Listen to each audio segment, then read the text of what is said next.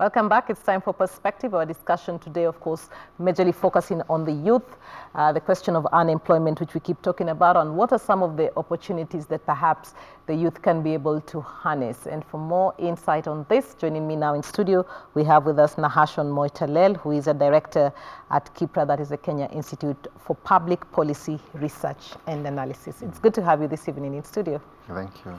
We always like to talk about the numbers. What are we looking like? What are we looking at when we talk about youth unemployment in this country? Currently, the number is standing at 11%. 11% of unemployment, which is a worrying figure. Because, you know, percentage usually, every year we get out graduates from the universities. Yes, we're churning them out. So the figure actually isn't going down. So something needs to be done so that the figures can at least go down, have a downward trajectory.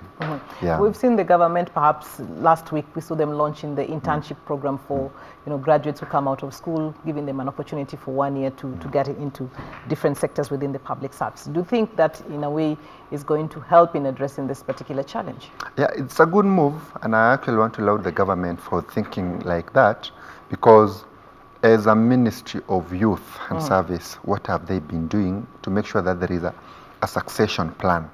Because we have people leaving the service, either in retirement, the others dying.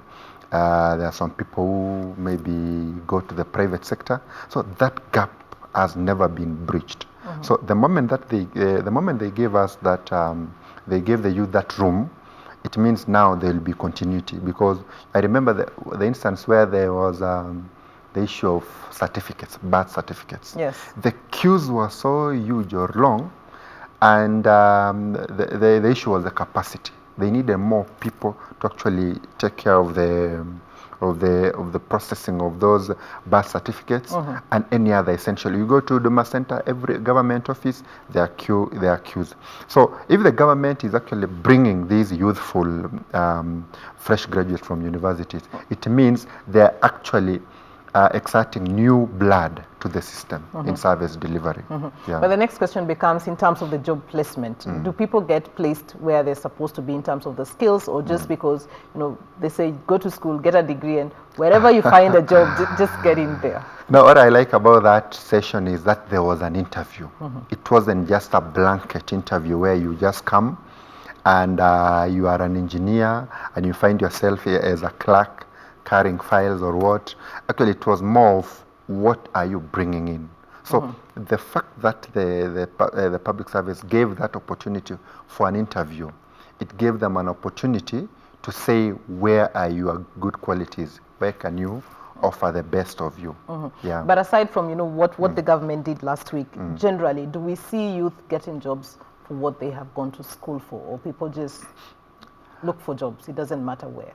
Not really, but the moment you have a degree, they say that you are somebody who can learn. You can easily grasp.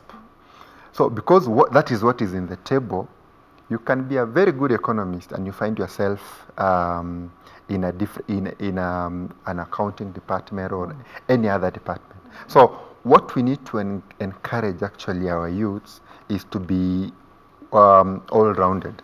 Because you only take, as you are like a guest actually, so you only take what is given at the table. So but going forward, we need actually to make sure that we harness on our own skills.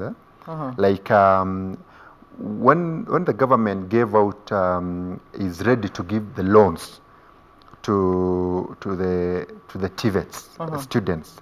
Those are the people who actually come and do these electronics. The way we see the Chinese are, the position where they are, these are the people who can use their art skills to do something better. Yeah. But is the market ready for us, to go into that kind of thing? The industry, mechanization.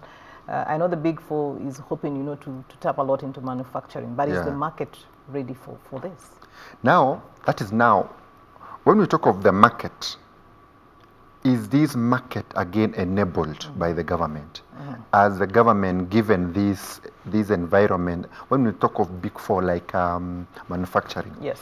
as the government give allocated resources to this sector, such that they have incentives and ready to bring on the youth to the market. I can give an example of the Chinese. The Chinese work so much at night. During the day they do 5 kilometers, and maybe at night they do another 10. So are these youths ready to work in a 24-hour economy, or are they only planning to work from 8 to 5? But do we have a security to decide, that you're now going to work for the 24 hours? No, that's another challenge. Yeah. But the Chinese are doing it. So we need to embrace that also, so that we can have that.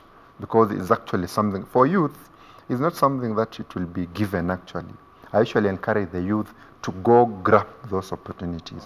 Because you don't expect to say that as a youth, I'll be given. You need to go there and actually take it. But is the business environment conducive for, perhaps businesses to be able to go in that direction that you're talking about, the 24-hour economy, to be able to at least employ double shifts, or so to speak?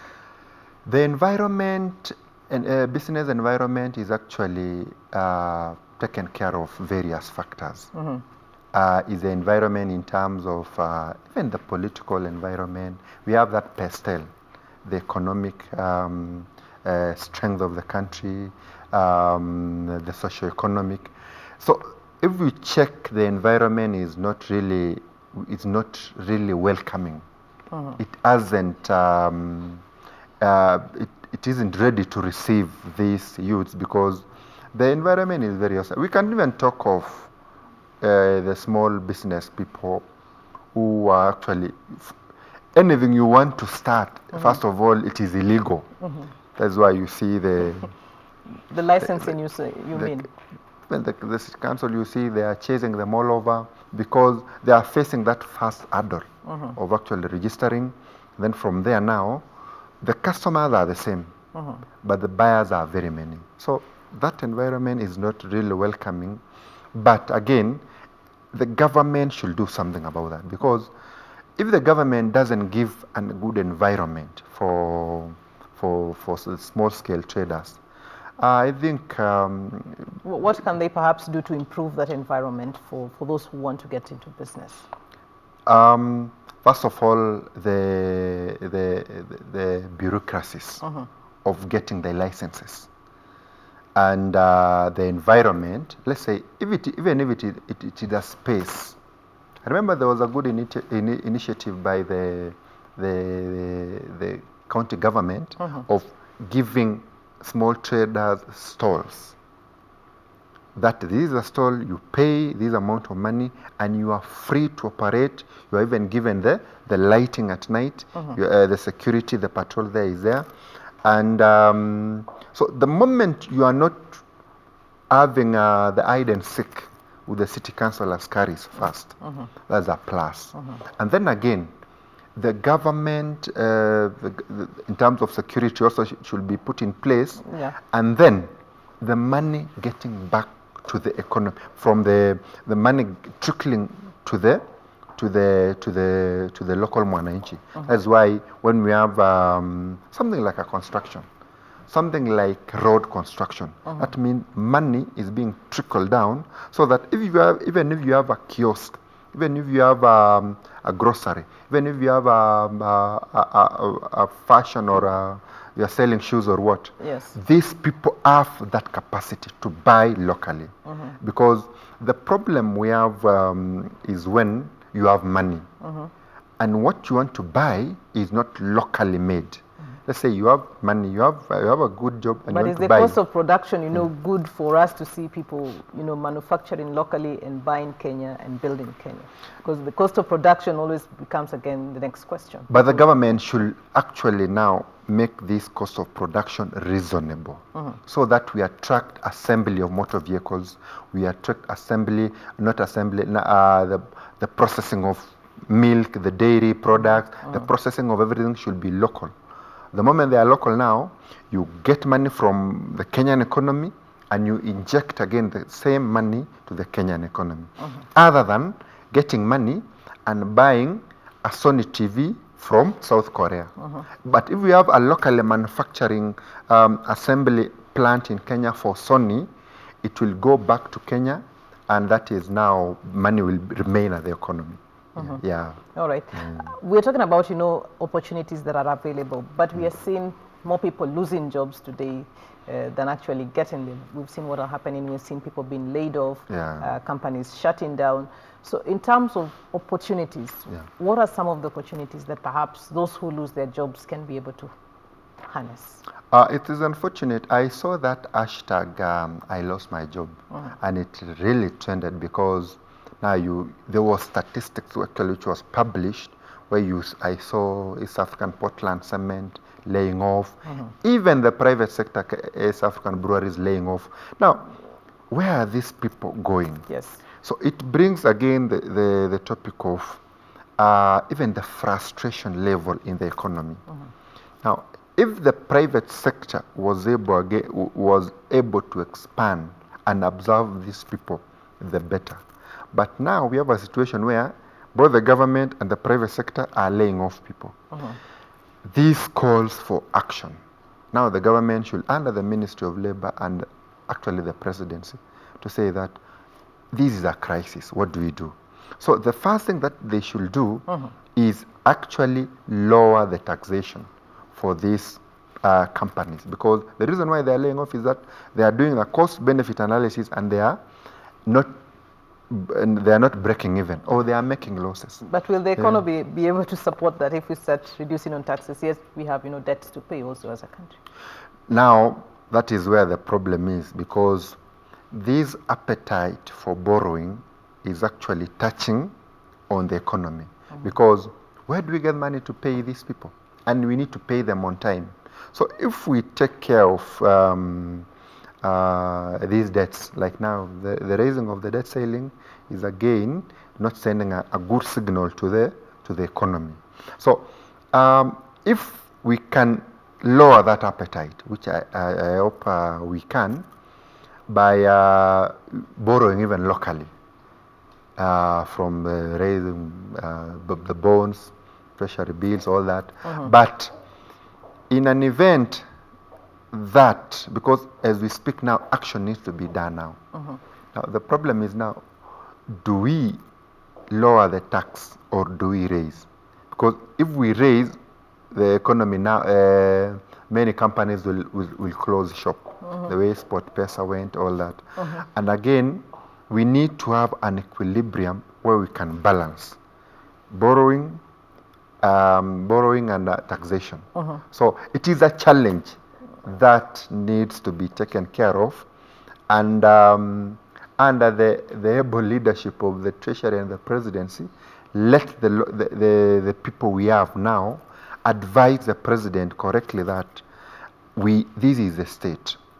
This skyrocketing cost of living should be taken care of before something which might be negative happens. Because we seeing people being laid off every now and then is not sending a good signal to the... Of course, the government has the Big Four agenda, which they're hoping will spur the economy. In terms of opportunities in there, what are perhaps some of the things that Kenyans can be able to harness from this to improve our development budget as opposed to our recurrent expenditure? We used to talk of agriculture as the backbone of the economy. That was actually the song all through. Before climate change.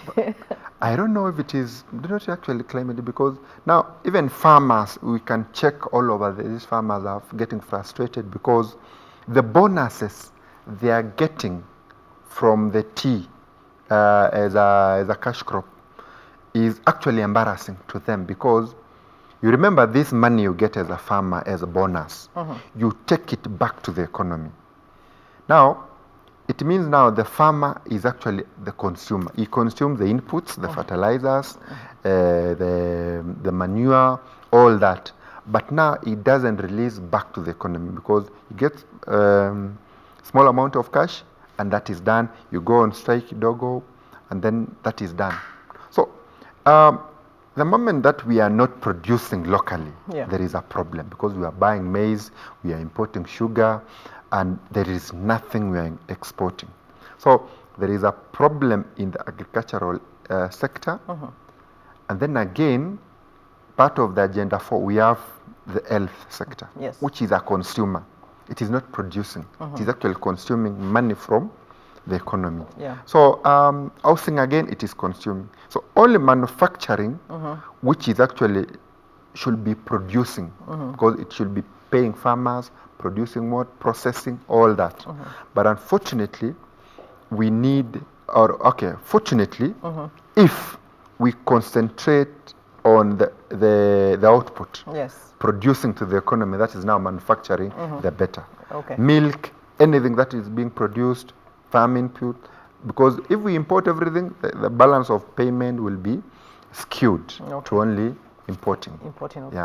All right, our time is up, but I'll give you a moment just to look into that camera and perhaps tell us what you think is the way forward if we are to address the problem of unemployment once and for all in this country. For us to address the matter or the issue of unemployment, is the government to give incentive to the industry, the organization in the industry, whether it is the bank, whether it is the manufacturing sector, or any organization in the market. These incentives will make them at least hire some interns, or hire some temporary staff. If they hire these temporary staff and give them some stipend, give them some money wages, give them some salary for a certain period of time, and give them guidelines that, because you have been given incentives, what is your rate of absorption of the youth they are unemployed. Now, the moment these people get this the employment, they are actually productive. The moment there is productivity, the money they get again comes back to the economy. So the moment there is that circulation, we are good. But if these companies are closing shop, we are not good.